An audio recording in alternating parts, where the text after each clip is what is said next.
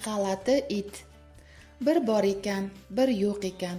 Katta bir adirda bir qancha itlar birga yashashar ekan. Bu itlarning ranglari turlicha ekan. Biri qora, biri oq, biri jigarrang ekan. Bir kuni bu yerga olachipor it kelibdi. Itlar uni uzoqdan ko'rib hayron bo'lib qolishibdi. Qora it: "Voy, bu qanaqa it? Nega uning terisi olachipor?" deb vovullabdi. Boshqasi: "Men bunaqa itni ko'rmagandim. Menimcha u kasal bo'lsa kerak" debdi. Boshqalari ham "Ha, terisi dog' bilan to'la" deb boshlarini silkitishibdi. Olachipor it aytilganlaridan bexabar ularning oldiga kelibdi.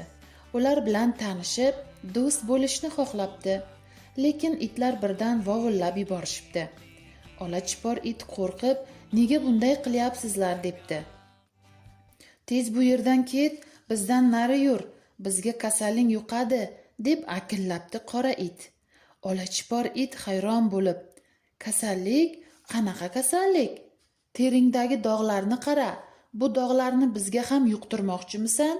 Tez bu yerdan ket" deb baqiribdi jigarrang it. Keyin hammalari baravar vovullay boshlashibdi. Bechora olachipor it noiloj ulardan uzoqlashibdi.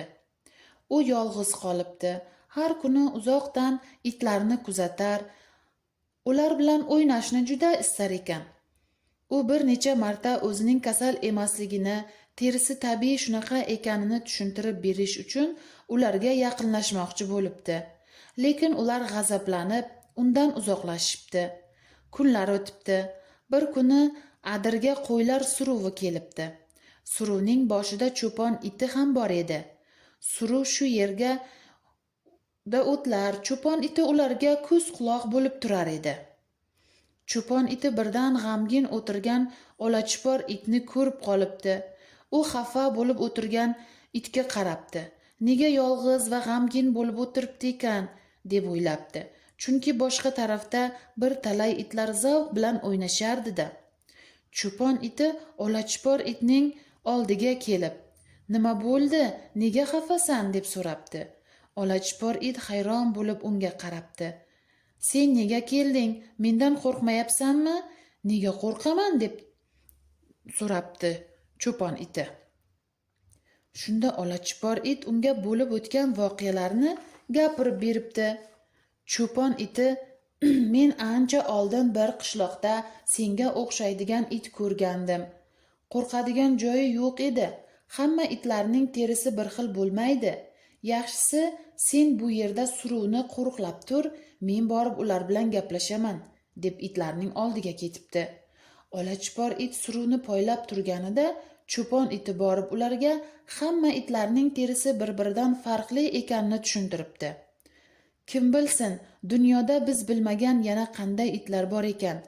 Shunda oq it: "Unda biz ham faqat olachipor itlar orasiga tushib qolsak, bizni ular kasal deb o'ylashar ekanda." "Ha, bu juda yomon bo'lardi" debdi qora it. So'ngra u oq itga yuzlanib: "Hatto faqat qora itlar yashaydigan joyda sening ham it ekanligingni biz ham ishonmasdik" deb qo'shimcha qilibdi. Qora it: "Ha, noto'g'ri ish qilibmiz" debdi. Oraga jimjitlik cho'kibdi. Ular xatolarini anglashibdi va juda uyalishibdi. So'ng yugurib olachiporning oldiga borishibdi va undan uzr so'rashibdi. U itlarning uzrini qabul qilibdi. Olachipor it endi juda baxtiyor ekan.